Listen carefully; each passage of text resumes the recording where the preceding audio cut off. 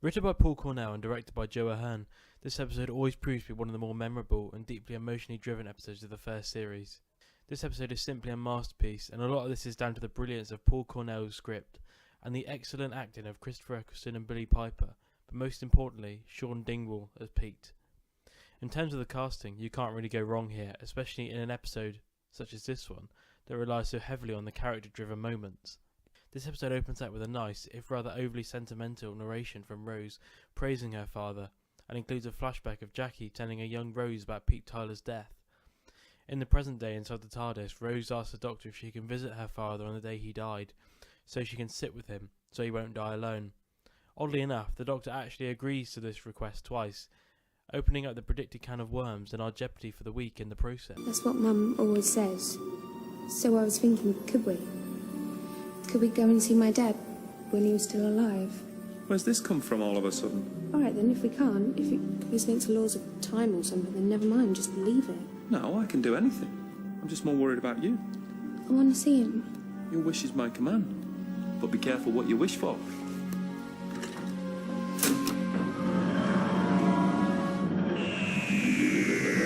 Rose tells the Doctor she wants to go back and see her father at the moment he was killed. This happened in 1987, when she was a baby, and she never got to know him except for the stories her mother told her, which have painted him as the perfect man. She just wants to be with him when he dies.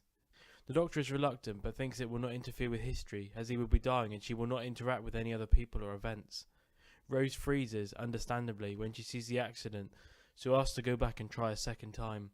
The Doctor feels sorry for her and agrees, even though this means there are two Roses and two Doctors present at the time. Rose then suddenly decides to run out and save her father's life, which causes the fabric of time to be damaged and the creatures called the Reapers to appear.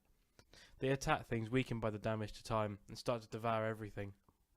The Doctor once again shows his truly alien side in this episode, in that it doesn't seem to occur to him that someone going back in time to see their own father's death wouldn't at least consider the possibility of stopping it happening, and doesn't question Rose's motives until the worst happens, whereupon he accuses her of planning it from the start.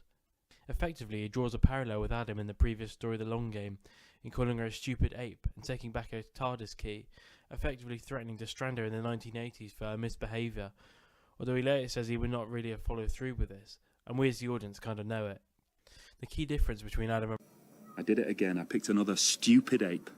I should have known. It's not about showing you the universe. It never is. It's about the universe doing something for you. So it's okay when you go to other times and you save people's lives, but not when it's me saving my dad? I know what I'm doing. You don't. Two sets of us being there made that a vulnerable point. But he's alive! My entire planet died. My whole family. Do you think it never occurred to me to go back and save them? But it's not like I've changed history. Not much. I mean, he's never going to be a world leader. He's not going to start World War III or anything. Rose, there's a man alive in the world who wasn't alive before. An ordinary man. That's the most important thing in creation. The whole world's different because he's alive.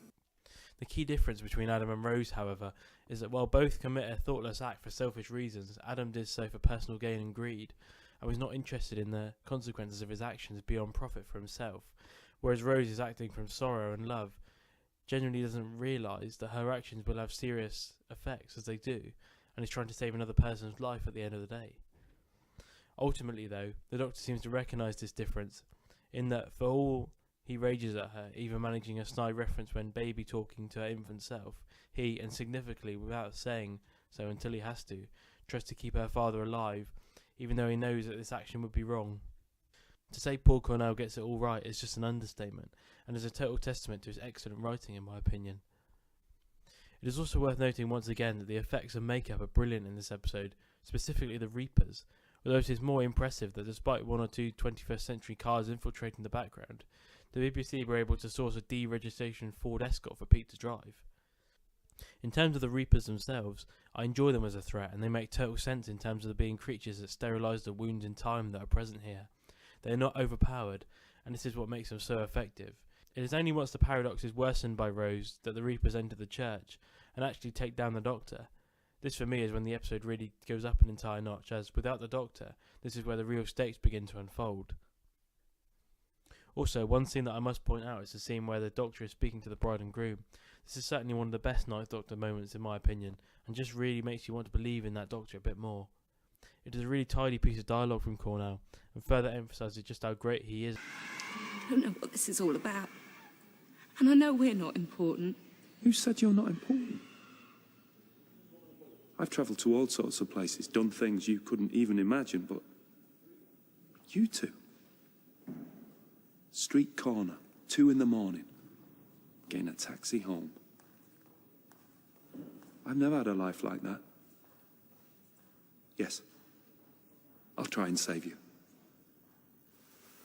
The best thing about the story is in its conclusion. Rose tried her best to hide the truth from Pete.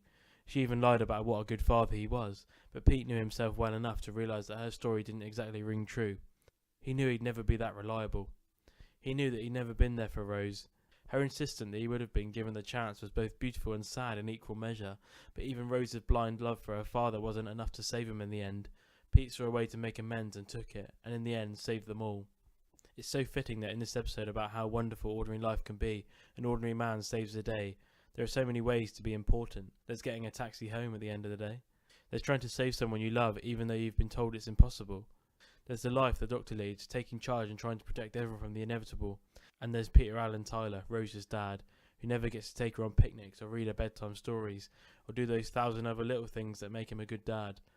But he does get to sacrifice himself for her, which is like doing those 1,000 other proper dad things all at once. And Rose still gets to call him the most wonderful man in the world. The guy escaped death, and although if he had lived, he might have bettered himself as a person, he knew he had to die for all things to be right in the world. Billie Piper and Sean Dingwall worked wonderfully in that scene together, as Rose had to watch her father die again without saving him. But in the end, Rose does not get her father back, but she does get closure, changing her mother's bitter story of her husband dying alone after a hit-and-run incident to a more positive one, in which the driver stopped to make amends, and an unknown young woman held Pete's hand as he passed away. The final message of Father's Day is that perhaps one cannot change history, but one can come to terms with the events, and then... I never read you those bedtime stories. I never took you on those picnics. I was never there for you. You would have been. But I can do this for you. I can be a proper dad to you now. It's not fair. I've had all these extra hours. No one else in the world has ever had that.